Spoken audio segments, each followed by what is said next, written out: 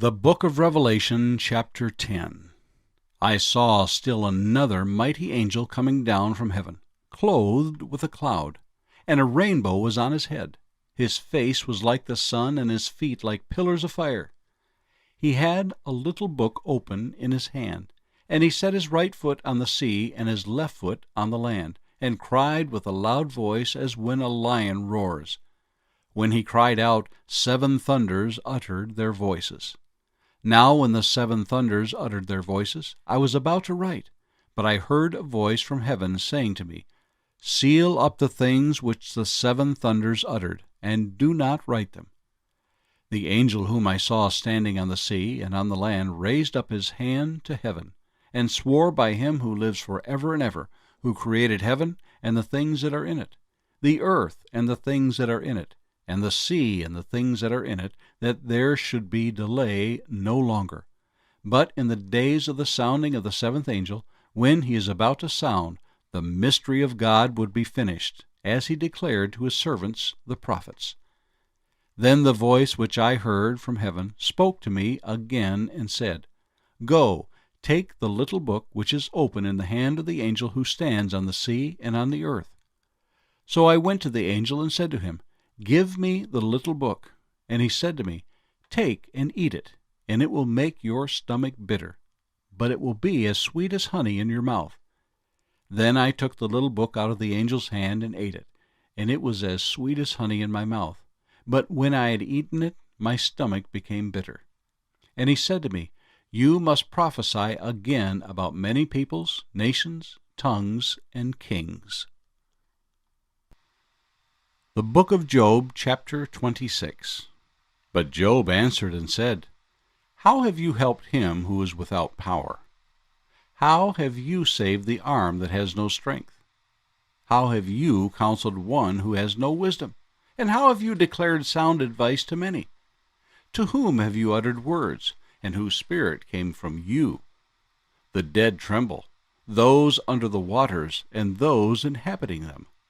Sheol is naked before him, and destruction has no covering. He stretches out the north over empty space. He hangs the earth on nothing. He binds up the water in his thick clouds, yet the clouds are not broken under it. He covers the face of his throne, and spreads his cloud over it. He drew a circular horizon on the face of the waters, at the boundary of light and darkness. The pillars of heaven tremble, and are astonished at his rebuke. He stirs up the sea with his power, and by his understanding he breaks up the storm. By his spirit he adorned the heavens. His hand pierced the fleeing serpent. Indeed, these are the mere edges of his ways, and how small a whisper we hear of him. But the thunder of his power, who can understand? The Book of Job, chapter 27.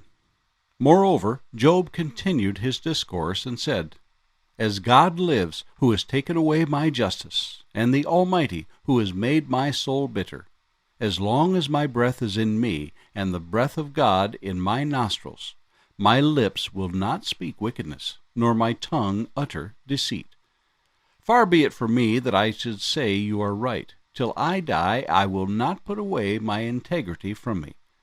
My righteousness I hold fast, and will not let it go.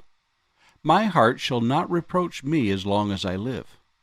May my enemy be like the wicked, and he who rises up against me like the unrighteous. For what is the hope of the hypocrite, though he may gain much, if God takes away his life? Will God hear his cry when trouble comes upon him? Will he delight himself in the Almighty? Will he always call on God? I will teach you about the hand of God. What is with the Almighty I will not conceal. Surely all of you have seen it. Why then do you behave with complete nonsense? This is the portion of a wicked man with God, and the heritage of oppressors, received from the Almighty. If his children are multiplied, it is for the sword, and his offspring shall not be satisfied with bread. Those who survive him shall be buried in death, and their widows shall not weep. Though he heaps up silver like dust, and piles up clothing like clay, He may pile it up, but the just will wear it, and the innocent will divide the silver. He builds his house like a moth, like a booth which a watchman makes. The rich man will lie down, but not be gathered up. He opens his eyes, and he is no more. Terrors overtake him like a flood. A tempest steals him away in the night. The east wind carries him away, and he is gone. It sweeps him out of his place. It hurls against him, and does not spare. He flees desperately from its power. Men shall clap their hands at him, and shall hiss him out of his place.